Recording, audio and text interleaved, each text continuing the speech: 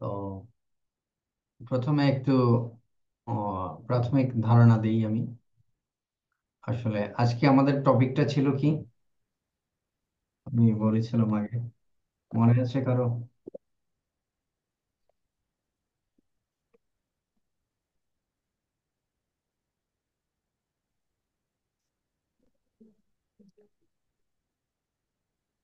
তো Building a trend following expert advisor. Topic of our next ওইটাই দিছিলেন। ওইটাই। Trend following expert advisor। and following expert advisor।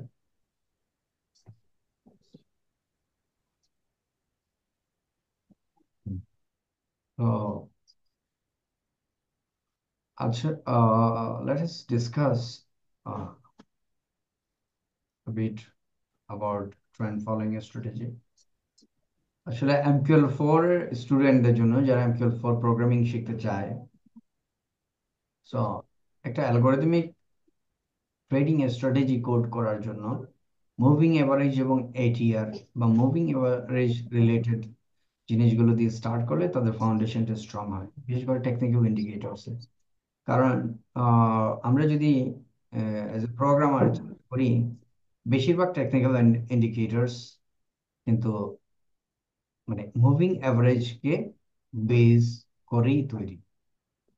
So for an MQ student, coding an algorithmic trading strategy using moving average and average to range offer multiple benefits। প্রথম যে বেনিফিটটা দেয় সেটা হচ্ছে strong foundation in technical indicators. যেহেতু আমরা strategy develop করব, আমাদের একটা স্ট্রং ফাউন্ডেশন দরকার টেকনিক্যাল ইন্ডিকেটরস এর উপর। MT4 এ গেলে আপনি অসংখ্য টেকনিক্যাল ইন্ডিকেটরস পাবেন, দেখবেন যে বেশিরভাগেরই ভিত্তি হচ্ছে কি, মুভিং এভারেজ, বিভিন্ন প্রকারের মুভিং। আমরা এখানে প্র্যাকটিক্যালি বিল্ট ইন ফাংশন গুলো ব্যবহার করে দেখবো, IMA এবং IATR। IMA এবং IATR দুইটা ফাংশন কল করে দেখাবো, এগুলো বিল্ট ইন ফাংশন। অর্ডার কিভাবে প্লেস করে, স্টপ লস কিভাবে দেয়, এবং ডাইনামিক্যালি রিস্ক কিভাবে ম্যানেজ করে যতটুকু সম্ভব দেখাবো। তারপরে ইমপ্রুভ। আচ্ছা, মুভিং এভারেজ দিয়ে যদি আমরা এন্ট্রি এক্সিট এগুলো বা ক্রসওভার স্ট্র্যাটেজি, লো volatility filter, unnecessary trades avoid করা করে কিভাবে, এগুলো যদি আমরা শিখি তাহলে আমরা স্ট্র্যাটেজি কিভাবে ইমপ্রুভ করে সেটাও আমরা দেখতে পারবো। রিস্ক ম্যানেজমেন্টের ব্যাপারেও এটা কাজ করবে। ATR দিয়ে আমরা স্টপ লস দিতে পারি, আমাদের প্রিম্যাচিওর স্টপ আউটস অ্যাভয়েড করতে পারি। হঠাৎ করে আমি একটা এন্ট্রি নিলাম, দেখা গেল যে আমার একটু সামান্য ভলাটাইলিটির কারণে মার্কেট থেকে আউট হয়ে গেলাম। তো এই ধরনের সিচুয়েশনে যদি আমরা ATR এবং ATR মাল্টিপ্লায়ার ব্যবহার করি, তখন আমরা প্রিম্যাচিওর স্টপ আউট যেটাকে বলি, অপরিপক্ক মানে স্টপ আউট, জোরপূর্বক যে ব্রোকার আমাদেরকে বের করে দেয় অনেক সময়, এই বিপদ থেকে আমরা বাঁচতে পারবো। অথবা যারা আমাদের বায়ার হবে, যারা আমাদেরকে প্রোগ্রামিং জব দিবে, তারা যখন ATR based risk management system দিবে, তখন সেগুলো আমরা ইমপ্লিমেন্ট করতে পারবো। এবং ব্যাক টেস্টিং এর ক্ষেত্রেও আমরা কিছু ব্যাক টেস্টিং করে হিস্টোরিক্যাল ডেটার উপর আমরা সেটাকে অপটিমাইজ করার বিভিন্ন কলা কৌশল রপ্ত করতে পারবো। তারপরে অটোমেশন কিভাবে করতে হয় একটা স্ট্র্যাটেজিকে, সেটা আমরা সহজেই বুঝতে পারবো। এবং ইমোশনাল ট্রেডিং এর যে ইমোশনাল ট্রেডিং এর যে রিস্ক গুলো আছে সেগুলো রিডিউস করার যে বিষয় আছে, সেগুলো আমরা অনুধাবন করতে পারবো। এবং স্কেলেবিলিটি আছে, আমরা যদি একটা মুভিং এভারেজ এবং ATR দিয়ে একটা স্ট্র্যাটেজি তৈরি করি এবং সেটা ফিউচারে আরো অনেক রকমের এনহান্সমেন্ট করা যায়, সেখানে আমরা RSI, MACD, নিউজ ফিল্টার, অনেক রকম জিনিস আমরা অ্যাড করতে পারি। সো এই বিষয়গুলো আসলে মূলত আমরা স্ট্র্যাটেজি ডেভেলপমেন্টের মধ্য দিয়ে শেখার চেষ্টা করব। প্রথম যে জিনিসটা বললাম সেটা হচ্ছে strong foundation in technical indicators. Moving অ্যাভারেজটা যদি ভালো করে বুঝে যান তাহলে টেকনিক্যাল ইন্ডিকেটরস এর 70% আপনি বুঝে যাবেন, কারণ বাকি ইন্ডিকেটরস গুলো ম্যাক্সিমামই মুভিং অ্যাভারেজের ডেরিভেটিভস। প্র্যাকটিক্যালি এমকিউ লার্ন করতে গেলে অবশ্যই এরকম প্রজেক্ট করতে হয়, যেখানে অর্ডার প্লেস করা, মুভিং অ্যাভারেজ ব্যবহার করা, স্টপ লস সেট করা, টেক প্রফিট সেট করা, রিস্ক ম্যানেজ করা, এবং কাস্টম ফাংশন যেমন আইএমএ এবং আইএটিআর এগুলোর ব্যবহার করা। স্ট্র্যাটেজি ইমপ্রুভমেন্টের ক্ষেত্রে আমাদের কাজে লাগবে, রিস্ক ম্যানেজমেন্টের শেখার ক্ষেত্রে কাজে লাগবে, ব্যাক টেস্টিং অপটিমাইজেশনের জন্য আমাদের কাজে লাগবে, এবং অটোমেশন অ্যান্ড এফিসিয়েন্সির জন্য আমাদের কাজে লাগবে, ভবিষ্যতে ফিউচার এনহান্সমেন্টের জন্য আমাদের কাজে লাগবে। সো আমি আর কথা বলছি না, সরাসরি আমরা স্ক্রিনে চলে যাই এবং আমি ইয়ারটা দেখাই। আসলে আমার এটা করি জোনটা, আমরা শেয়ার করি, শেয়ার করে আমাদের স্ক্রিন, আমার মনে হয় তার স্ক্রিনটা শো হচ্ছে। I sure, yes. Okay, so আপনারা MT4 এর একটা অ্যাকাউন্ট দেখতে পাচ্ছেন এখানে, একজন রিপ্লাই করেন। হ্যাঁ, এখানে একটা বিটিসি চার্ট দেখা যাচ্ছে, ঠিক আছে। দেখা যাচ্ছে স্যার। হ্যাঁ, দেখা যাচ্ছে। জি ভাইয়া দেখা যাচ্ছে। আচ্ছা, গ্রেট। আচ্ছা, সো আমি প্রথমে এই যে গোল্ডেন বাটনটাতে ক্লিক করি, এখানে একটা উইন্ডো আসছে, আমি ফাইলে যাব, আপনারাও যাবেন, ফাইলে যাবেন। আর এখন আপাতত যাওয়ার দরকার নেই, আমি যেহেতু করে দেখাচ্ছি, আপনারা দেখবেন। মানুষ দেখেও শিখে, করেও শিখে, আগে দেখতে হবে তারপরে করতে হবে। তো এক্সপার্ট অ্যাডভাইজার, এখানে আমি লিখলাম MA উইথ ATR। আমাদের নামগুলো সবসময় একটু মিনিংফুল রাখার চেষ্টা করতে হবে, কারণ এই নামের উপর ভিত্তি করেই কিন্তু আমরা পরে ফাইলটা খুঁজে পাবো, আদারওয়াইজ আমাদের ফাইলটা হারিয়ে যেতে পারে। সো নেক্সট দিলাম, নেক্সট, ফিনিশ করলাম। সো এখানে আমাদের ফাইলটা খুলে গেছে। তো এই যে দেখতে পাচ্ছেন, এখানে আমি কম্পাইলে প্রেস করতেছি, এই যে। তো আমাদের আজকের বিষয় ছিল যে strategy development with moving average and ATR। তো প্রথমে আমরা মুভিং অ্যাভারেজ মুভিং অ্যাভারেজের ক্যালকুলেশনটা দেখব, তারপরে আমরা ATR এ যাব, তারপরে দুইটা কম্বাইন করব, এবং আলটিমেটলি এটাই আমাদের ক্লাস আজকে। সো বিষয়টা সিম্পল হবে, খুব কঠিন হবে না। কঠিন ক্লাসগুলো একটু পরের দিকে নেওয়া হবে। প্রথমে আমরা এখনো আমাদের ফাউন্ডেশন বিল্ডিং হচ্ছে, সেই জন্য আমরা চেষ্টা করব যে বিষয়গুলোকে ইজি রাখার জন্য। সো প্রথমে আমাদের মুভিং অ্যাভারেজের জন্য ইনপুট নিতে হবে। Input integer MA1 equals 10। মনে করেন আমার প্রথম মুভিং অ্যাভারেজটা হচ্ছে 10, ঠিক আছে। ইনপুট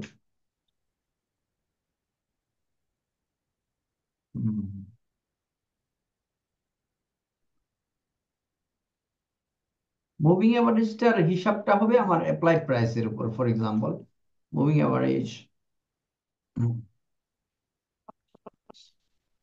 প্রাইস সমান ক্লোজ। আমরা এখানে ক্লোজ প্রাইস ব্যবহার করব, প্রাইস। আচ্ছা, ইনপুট আমরা মোড কি ব্যবহার করব, কোন ধরনের মুভিং অ্যাভারেজ ব্যবহার করব, আমরা বলে দিতে পারি নাম MA method MA type equals mode. আমরা সিম্পল মুভিং অ্যাভারেজ ব্যবহার করব, MA মেথড। আচ্ছা, তাহলে তিনটা জিনিস দিলাম। তো আমরা আরেকটা মুভিং অ্যাভারেজের জন্য সেম জিনিসটা অ্যাপ্লাই করতে পারি। যেমন এটা আমার হবে MA2, এটা আর ভ্যালু ধরেন 20, অ্যাপ্লাইড প্রাইস এভারেজ প্রাইস 2, এটা সেকেন্ড মুভিং অ্যাভারেজের MA টাইপ 2। সো এই জিনিসগুলোকে যদি আমি কম্পাইল করে দেখি, মোটামুটি ঠিক আছে। সো MA মেথড এটা হচ্ছে ফার্স্ট এম এ মুভিং অ্যাভারেজ ফার্স্ট, আর এটা হবে মুভিং অ্যাভারেজ স্লো। আচ্ছা, এই দুইটা গেল। তারপরে আমাদের আরেকটা ইন্ডিকেটর আছে আমাদের, সেটা হচ্ছে এটিআর। এটিআর এরটাও আমরা ইনপুট দিয়ে দিই। এটিআর এর এটিআর পিরিয়ডটা আমরা ইনপুট দিই আপাতত ইন্টিজার। ও সরি, ইনপুট দিব বলছিলাম, input integer ATR period. Period equals 14, এটা সচরাচর 14 এই থাকে। ATR period, period. আচ্ছা, এখানে আরো কিছু মেথড থাকতে পারে, আমরা নিচে গেলে এটা দেখতে পাবো। সো আমরা প্রথমে মুভিং এভার মুভিং অ্যাভারেজটা রান করে দেখি, মুভিং অ্যাভারেজের ভ্যালু আমাদের আসে কিনা। এটা খুবই সিম্পল, আমাদেরকে just double M A first একটা নিলাম। এম এ ফার্স্ট সমান, আমরা প্রথমে বলেছিলাম আমরা দুইটা ফাংশন দেখবো, একটা হচ্ছে আইএমএ আর একটা আইএটিআর।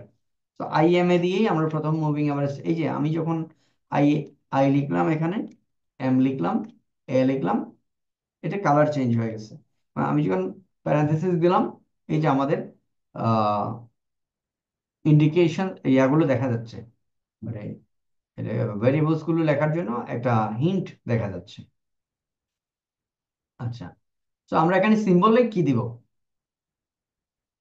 আমরা চাইলে সিম্বলে এই এক্স এ ইউ ইউএসডি দিতে পারি। ফর এক্সাম্পল, যদি আমরা শুধু গোল্ডের জন্য ট্রেড করি, এক্স এ ইউ ইউএসডি দিতে পারি। তা আমরা যদি সব, যে কোনো যে চার্টে যেটা ট্রেড করা হবে সেটার জন্য দেই, তখন আমরা কি দিব? আমরা দিব সিম্বল। সিম্বল, সিম্বল মানে যে চার্টে লাগানো হবে সেই চার্টের সিম্বলটা ডিটেক্ট করবে। আমি ইউএসডি তে লাগালাম, আমার এমএটা ইউএসডি এর উপর ক্যালকুলেশন হবে। আমি জিবিপি তে লাগালাম, ওটা জিবিপি জেপিওয়াই অথবা জিবিপি ইউএসডি তে ক্যালকুলেট হবে। এটাই বোঝাচ্ছে সিম্বল দ্বারা। অথবা আমি চাইলে সরাসরি নামটাও লিখে দিতে পারি। আচ্ছা, টাইম ফ্রেমে গিয়ে আমি পিরিয়ড কারেন্ট দিতে পারি, অথবা আমরা কি করতে পারি, এখানে আমার কাস্টম টাইম ফ্রেমও দিতে পারি। যেমন আমি দিলাম এখানে input enum time frames, enum time frames. So custom time equals period M5, 5 মিনিটের একটা টাইম ফ্রেম আমরা এখানে দিতে পারি। এখানে লিখে দিলাম টাইম ফ্রেম, টাইম ফ্রেমস। তো এরকমও দিতে পারি। আমরা সেম জিনিসটাকে একটু কপি করে নিচে দেই, তখন দুইটারই একসাথে হয়ে গেল। হ্যাঁ, দুইটার একসাথে হয়ে গেল। এটা কাস্টম টাইম ফ্রেম, এটা দিলাম একটু বড় দিলাম, এটা 15, 15 মিনিটের টাইম ফ্রেমে দিলাম। কাস্টম টাইম 2 দিতে হবে এটা, কারণ দুইটা ভেরিয়েবলের নাম এক জায়গায় হতে পারবে না। আচ্ছা, টাইম, এখন এখানে কি দেবো? ফার্স্টে কাস্টম টাইম, কাস্টম টাইম দিলাম, হয়ে গেল। তারপরে পিরিয়ড, মানে মুভিং অ্যাভারেজের পিরিয়ডটা কি? এম এ, এই যে পিরিয়ড হচ্ছে এটা MA1। তো আমি এখানে দিলাম MA1। তারপরে এম এ শিফট দিলাম 0। শিফট মানে হচ্ছে ক্যান্ডেল কোনটা থেকে ক্যালকুলেশন হবে সেটা। তারপরে মেথড দিলাম, এখানে মেথড আমরা আগে লিখেছি, এই যে মেথড এম এ টাইপ। মেথডের জায়গায় আমরা যদি এম এ টাইপ লিখে দিই হয়ে যাবে, এবার টাইপ লিখে দিলে হয়ে গেল। তারপরে অ্যাপ্লাইড প্রাইস, আমরা এখানে কি লিখেছিলাম? এভারেজ প্রাইস লিখেছিলাম। এভারেজ প্রাইস ইজ ইট, হ্যাঁ, এভারেজ এভারেজ প্রাইস লিখেছিলাম। তারপরে আমার আর কি ছিল? শিফট, শিফট আমি দিলাম 1, মানে প্রথম ক্যান্ডেল থেকেই ক্যালকুলেশন শুরু হবে। সো আমার এই হিসাবটা ঠিক আছে কিনা একটু চেক করে দেখতে হবে আমাকে। চেক করার জন্য ভেরি সিম্পল, আমাকে প্রিন্ট করতে পারি, বিভিন্নভাবে চেক করতে পারি। আমরা আপাতত আমরা শুধু সিম্পল ওয়েটা দেখলাম। এম এ ফার্স্ট, এটাতে গেলাম, এটাতে গিয়ে এটা দিলাম, দেওয়ার পরে এই যে এখন আমরা কি করব, একটা চার্ট নেব এখান থেকে, এসইউজি চার্ট। নেওয়ার পরে আমরা সেখানে আমাদের আজকের এক্সপার্ট অ্যাডভাইজারটার নাম কি? আমাদের M A with ATR. So আমরা এখান থেকে এম এ যাব, M A with ATR, M A with ATR. এই যে এটা, এটা আমাদের এক্সপার্ট অ্যাডভাইজার। এই যে আমাদের ইনপুট, এগুলো এগুলো দেখা যাচ্ছে, এগুলো আমি অ্যাটাচ করলাম। অ্যাটাচ করার পরে আমি টার্মিনালটা দেখলাম, দেখার পর এক্সপার্টে দেখলাম, এই যে আমার এখানে একটা ভ্যালু এখন পাস হচ্ছে, অর্থাৎ এটা মুভিং 2908.5858। এটা কার ভ্যালু? এটা হচ্ছে 290, এটা হচ্ছে মুভিং অ্যাভারেজের ভ্যালু। মুভিং অ্যাভারেজ আমরা যেটা সেট করেছি ওটার ভ্যালু। আমি এখন 1 আওয়ার দেখতেছি, কিন্তু আমাকে দেখাচ্ছে 5 মিনিটের মুভিং অ্যাভারেজের ভ্যালু, কারণ আমি অলরেডি কি মাল্টি টাইম ফ্রেম করে ফেলেছি এটাকে। এই যে এই জায়গার মধ্যে আমরা অন্য টাইম ফ্রেমকে ডিসপ্লে করাচ্ছি। তো এটা হচ্ছে ফার্স্ট এম এ। তো এবার আমরা স্লো এম এটা লিখে ফেলি, double M A slow, M A slow equals I M A. So কিভাবে লিখবো? সিম্বল দিয়ে দিলাম, মানে চার্ট সিম্বল দিয়ে দিলাম। তারপরে টাইম ফ্রেমে দিব কাস্টম টাইম, এটা হবে 2, কারণ আমরা বড় টাইম ফ্রেম ইউজ করতেছি। পিরিয়ড দিলাম এম এ 2, তারপরে শিফট দিলাম 0, তারপরে মেথড দিলাম M A type, type 2 ABG price 2। এখানে সবগুলোই 2 হবে, মূলত এটা 1 হবে, কারণ এটা তো আমরা এক ঘরে হিসাব করব। তো আমরা এখন দেখি এটার এম এ ফার্স্ট এর ভ্যালু সাথে এম এ ফার্স্ট কমা, আমরা দুইটা ভ্যালু প্রিন্ট করব, এখানে একটা স্পেস দিয়ে আমরা এখানে এম এ স্লোটাকেও প্রিন্ট করে দিচ্ছি। তো আমরা দেখি যে আমাদের এই প্রিন্টটা এখানে ডিসপ্লে হচ্ছে কিনা। এই যে এখন দেখতে পাচ্ছেন এখানে কয়টা ভ্যালু, এখানে দুইটা ভ্যালু দেখা যাচ্ছে। এই যে এখানে দুইটা ভ্যালু দেখা যাচ্ছে অলরেডি, এই দুইটা ভ্যালু প্রিন্ট হচ্ছে আমাদের শর্ত মতে।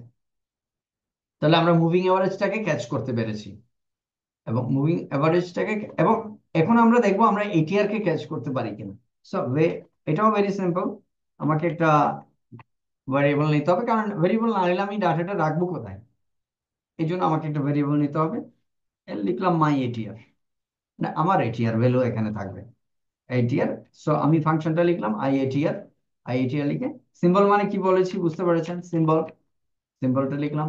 তারপরে পিরিয়ড, টাইম ফ্রেম কি দিব? এটিআর এর জন্য কি কোনো টাইম ফ্রেম দিয়েছিলাম? না দেই নাই, কিন্তু আমরা চাইলে এখানে একটা এটিআর এরও টাইম ফ্রেম দিয়ে দিতে পারি। Input enum time frames, time frames ATR time equals time frame period current, যেটা আছে সেটা। সো এরকম লিখে দিলাম। এগুলো আমরা ডকুমেন্টেশন দেখে আহ, শিখে নিতে পারি কিভাবে লিখে। সো এটিআর টাইম দিলাম টাইম ফ্রেমের জায়গায়, তারপরে পিরিয়ড দিলাম এটিআর, না না এটিআর এর পিরিয়ডের নাম কি? এটিআর পিরিয়ড লিখে দিয়েছিলাম। এটিআর পিরিয়ড এটা আমরা এই জায়গাতে এনে কপি করে দেব। একটু কপি পেস্ট করে দিলে বেটার, এটাতে আপনার স্পেলিং মিস্টেক হওয়ার সম্ভাবনা থাকে না। আমরা লাস্ট ইয়ে থেকে দেখলাম। তারপরে দেখেন এই যে এখন এটিআর, আমরা এখন চাইলে এটিআর এর ভ্যালুটাও প্রিন্ট করতে পারি। আমরা কিভাবে লিখবো? প্রিন্ট মাই এটিআর, এটি আর এটা আমরা দিলে এটিআর প্রিন্ট হবে। সো আমি এটার পাশে একটা কাজ করতে পারি, এটার পাশে এভাবে লিখে দিতে পারি এটিআর ভ্যালু। আচ্ছা,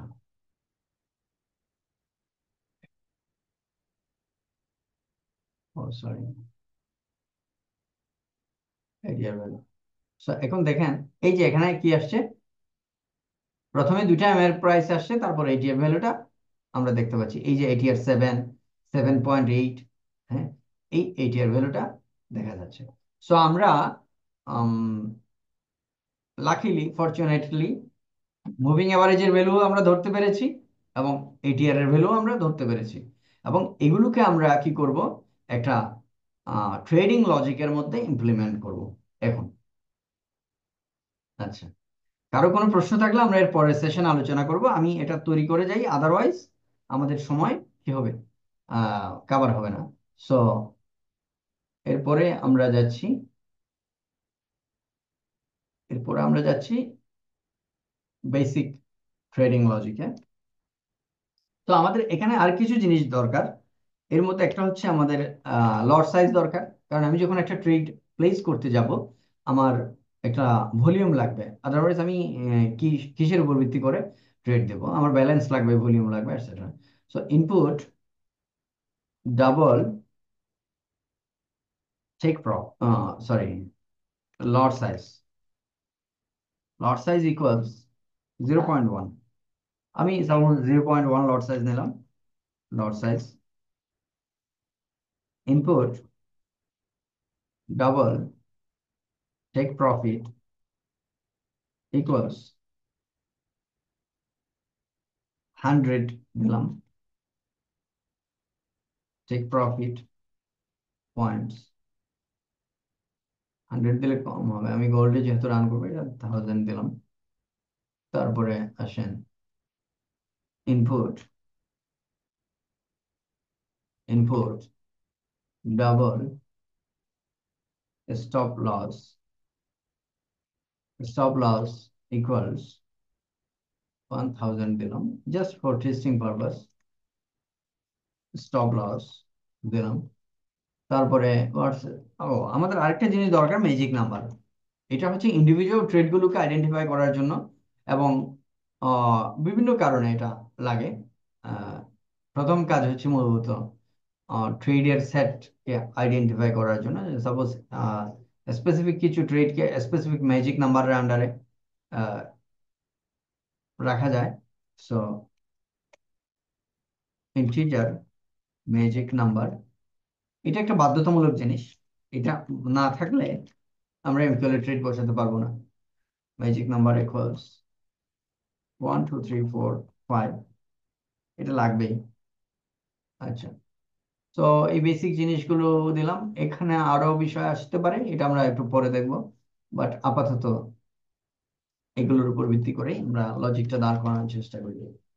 তো আমাদের আরো কিছু ফাংশন দরকার আছে এখানে। প্রথমে হচ্ছে অর্ডারস টোটাল, এটা আমরা দেখি। ইফ অর্ডারস টোটাল, অর্ডারস টোটালটা কি, একটা ফাংশন। কারণ আমরা অলরেডি কি এখানে দুইটা প্যারেনথেসিস ব্যবহার করেছি, এটা একটা বিল্ট ইন ফাংশন। এরকম আরো অনেকগুলো ফাংশন আছে। আমরা কিভাবে দেখবো, F1 এ চাপ দিলে আমরা এখানে দেখবো যে order close by, order close price, order comment, order commission, order delete, order expiration, order open price, order open time, order print, order select, order store, order swap, এগুলো সবগুলো মিনিংফুল। এবং অর্ডার টোটালটা কিভাবে আমরা ব্যবহার করব সেটার একটা নমুনা এখানে দেওয়া আছে। Integer total equals orders total, এভাবে দেওয়া আছে। আচ্ছা, যদি অর্ডার ইকুয়ালস 0 হয়, যদি টোটাল অর্ডার 0 হয়, তারপর আমরা লজিকটা এভাবে তৈরি করতে পারি। এন্ড, এটা বলেছিলাম এন্ড, এটা হচ্ছে এবং এর চিহ্ন। And M A fast is greater than M A slow. M A fast, এই যে আমরা আগে লিখলাম, is greater than M A slow. M A fast যদি এম এ স্লো থেকে ভালো মানে বেশি হয়, and and my ATR is less than or greater than, এখানে আমরা একটা ATR ভ্যালু দিতে পারি। ATR ভ্যালু দিতে পারি ইনপুট ডাবল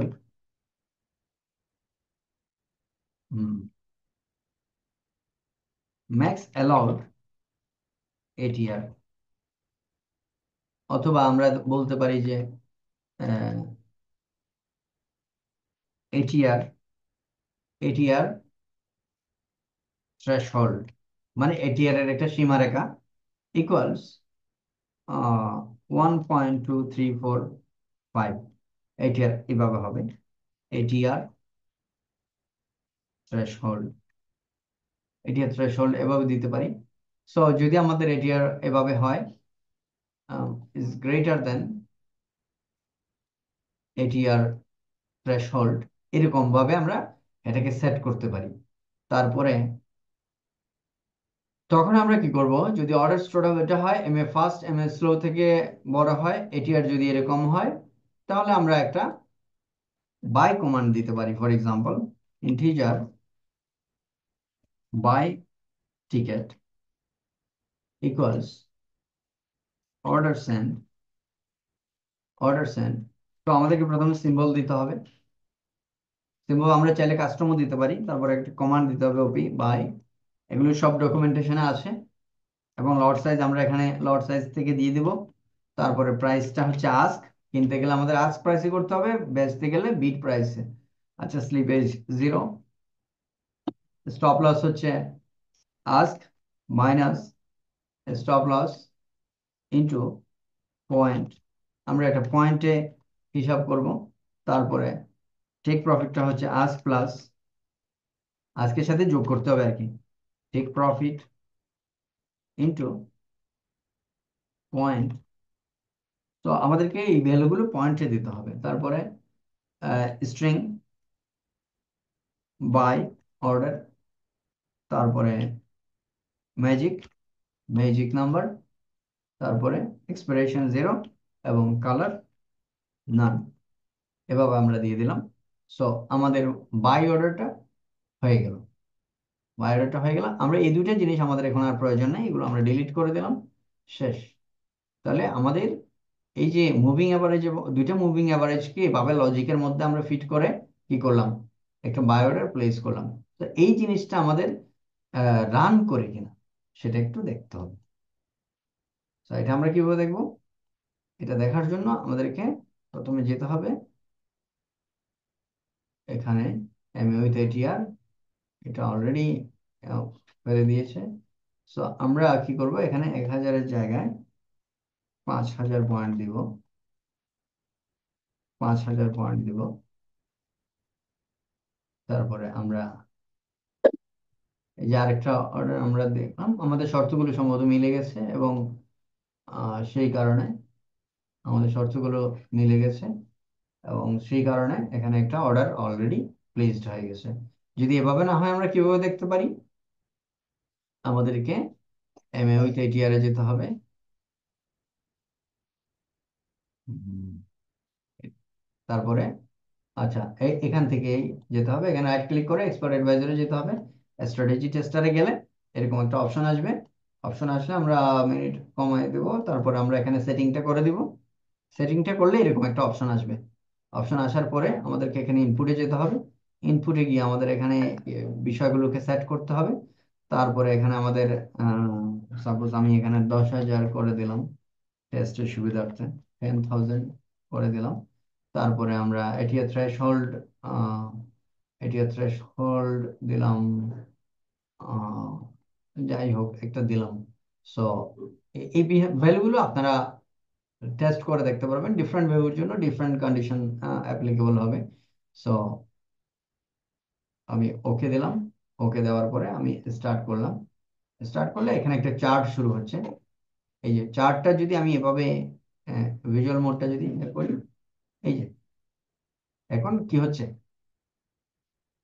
এই যে আমি এখানে ভ্যালুটা মানে প্রফিট হচ্ছে না লস হচ্ছে সেটাও এখানে দেখতে পারবো। এই যে প্রফিট হচ্ছে না লস হচ্ছে সেটাও আমরা দেখতে পারবো। তো আমাদের লজিক যদি রোবাস্ট হয়, আমাদের লজিক যদি ঠিকঠাক হয়, তাহলে আমরা অবশ্যই কি করতে পারবো, আমরা একটা প্রফিটেবল স্ট্র্যাটেজি দাঁড় করাতে পারবো এখান থেকে। এই এটা তো অলরেডি প্রফিটেবল দেখা যাচ্ছে। আমরা জাস্ট একটা র্যান্ডম স্ট্র্যাটেজি ট্রাই করেছি। তো আপনাদের অ্যাসাইনমেন্ট হচ্ছে, আমি স্টপ করে দিচ্ছি, স্টপ করে দিচ্ছি। ওয়াও, এটা প্রফিটেবল হয়ে গেছে, আমাদের প্রথমটাই প্রফিটেবল। এবং এটা কত প্রফিট করেছে আমরা এখানে রিপোর্টে যদি যাই, আমরা এখানে দেখবো যে এটা টোটাল ডিপোজিট ছিল 50,000, trade net profit $320, total trade নিয়েছে 105টা। এবং এখানে অনেকগুলো স্ট্যাটিস্টিক্স দেওয়া আছে, সেগুলো আপনারা দেখতে পারবেন। সো আপনাদের অ্যাসাইনমেন্ট হচ্ছে আহ, একটা সেল ট্রেড তৈরি করা এখানে, এবং যদি সম্ভব হয় আরো কিছু জিনিস এই ইয়েতে যুক্ত যুক্ত করা, এবং এটাকে একটা ফাইনাল রূপ দেওয়া এবং ইমপ্রুভ করতে চেষ্টা করা, এই আর কি। তাহলে আজকের ক্লাস অতটুকুই।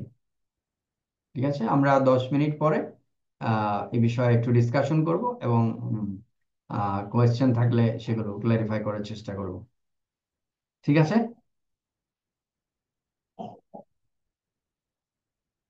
Okay sir. ঠিক আছে। ঠিক আছে, আমি স্টপ করে দিচ্ছি তাহলে। ঠিক আছে, এই আর কি। আমরা আবার এটা নিয়ে বিস্তারিত আলোচনা করবো ইনশাআল্লাহ।